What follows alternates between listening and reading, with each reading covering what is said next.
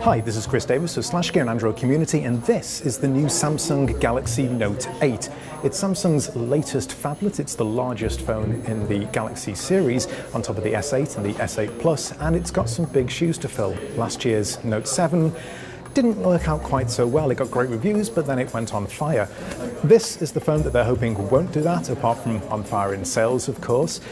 And this is how they're going to do it. It's got a 6.3-inch Quad HD Super AMOLED display, and it's one of Samsung's infinity displays too, so it curves slightly around the edges of the device. What they've done though is they've reduced that curvature slightly compared to the Galaxy S8 and S8 Plus, and that's so that when you use the S Pen, your pen doesn't slip off the side of the screen. You get more usable pen area. Now that pen, as before, slots into the bottom, and even with it in or out, you still get IP68 water and dust resistance. Take it out and you get the usual command center, which has a few extra features this time. For instance, you've got the live message feature, which allows you to create a picture, animate it, and send it as a GIF or a GIF. You can also translate whole sentences using the S Pen, and you've also got Bixby Vision and the Bixby Voice Assistant if you'd rather do things hands-free. Now, the other big feature of the Galaxy Note 8 is on the back, and that's the dual camera.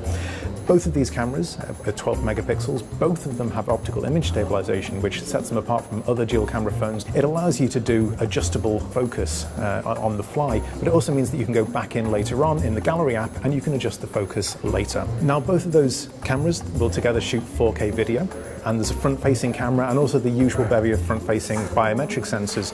So if you don't want to use the fingerprint sensor, which is still mildly inconveniently placed on the back, you can turn around and use facial recognition or iris recognition or just an old-fashioned pin or a pattern.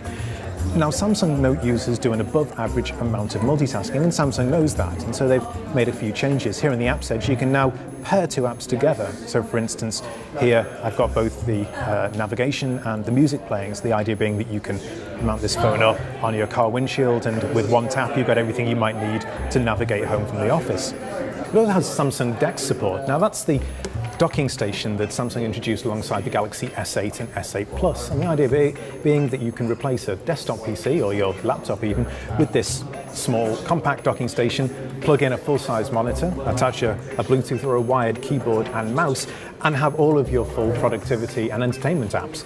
Now, there are some improvements over what we've seen of DeX before on the S8, and that will be rolling out to all DeX users. So, for instance, there's now a game launcher which brings all of the various Android games that you might have loaded on your phone into a single launching pane here. And if they're designed to run in full screen mode, when you open them up, they will open in full screen mode straight away. And that means that it's a lot more like a full desktop or console gaming experience, even though it's all running on your phone. Inside, there's the same processors that we saw from the S8 and the S8 Plus, which probably means a Snapdragon 835 here in the US, or an Exynos processor elsewhere. Either way, it's paired with 6 GB of fast RAM and 64 GB of internal storage. And as Note buyers have come to expect, you get a micro SD card slot to expand on that. You also get a 3300 mAh battery with USB-C fast charging and wireless fast charging too. Samsung isn't talking about battery life estimates yet, but we're expecting it to last all day on a full charge, just as you'd expect from a Note.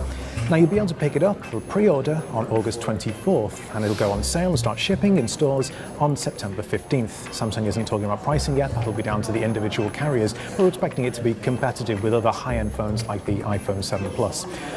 That's the Samsung Galaxy Note 8. We're hoping to have a review very soon. Thanks very much for watching.